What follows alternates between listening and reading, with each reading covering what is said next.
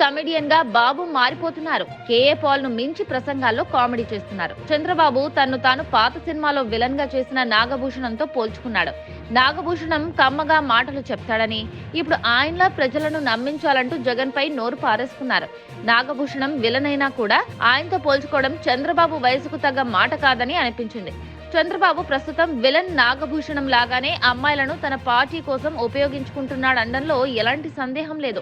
England లో ఉండే స్వాతి నాయుడును స్వాతి రెడ్డిగా మార్చి ఎలా వైసీపీపై జగన్ ఫ్యామిలీపై ఎగదోశాడో చూశాం. ఇప్పుడు నేను నాగభూషణం లాంటోనని అంటూ చంద్రబాబు చేసిన ప్రసంగం నవ్వుల పాలైంది. నెటిజన్లు ఊరుకుంటారా? నేను ఓల్డ్ విలన్ నాగభూషణం లాంటి వాడిని, కమ్మగా మాట్లాడి వెన్నుపోటు పొడుస్తా అంటూ చంద్రబాబు మాటను, నాగభూషణం పాత వీడియోలను తీసి ఏగిపారేస్తున్నారు. బాబులోని విలనిజాన్ని కళ్లకు కడుతున్నారు. చంద్రబాబు అనవసరంగా పాత సినిమా నటులను కెలుక్కోవడం, అనవసర విషయాలతో పరువు పోగొట్టుకోవడం పరిపాటిగా మారింది. కుప్పంకు కూరగాయల ఎగుమతి కోసం విమానాశ్రయం తెస్తానని మొన్న, నేడు విలన్ నాగభూషణం లాంటోండని నిన్న అన్న చంద్రబాబు మాటలు ఇప్పుడు ఆయన పరువు తీస్తున్నాయి. సోషల్ మీడియాలో ట్రోల్స్ కు కారణమవుతున్నాయి. మాట్లాడితే కమ్మగా మాటలు చెప్తాడు.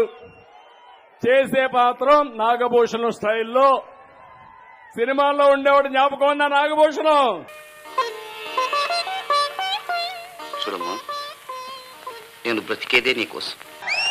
తమలో నేను మీకోసం బతుకుతున్నా. నీకు ఆ నమ్మకం ఉంది కదా? ఆ పిల్లల కోసమే కాదు, ఇంకా పుట్టబోయే పిల్లల కోసం కూడా నేను కష్టపడుతున్నా.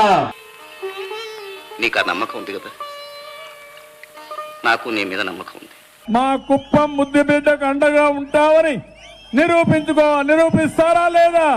నా అనుమతి లేకుండా తొందరపడి ఏమీ చెయ్యనని మాట. మాట్లాడితే కమ్మగా మాటలు చెప్తాడు. సినిమాల్లో ఉండేవాడు జ్ఞాపకం ఉందా నాగభూషణం? నేను ఎప్పుడు కూడా అసత్యాలు చెప్పడం, అబద్ధాలు మాట్లాడడం నా జీవితంలో నాకు చేత కాదు. ఏమిటోనమ్మా, చిన్నప్పటి నుంచి మంచితనం అలా అలవాటైంది. ఏదైనా చెప్పితే అది చేయడం తప్ప.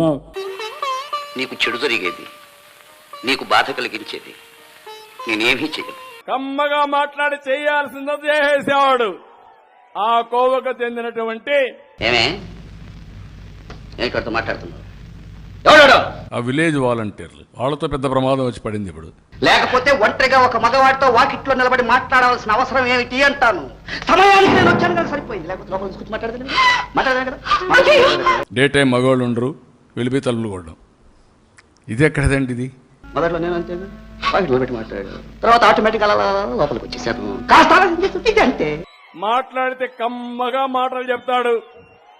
చేసే పాత్రం నాగభూషణం స్టైల్లో.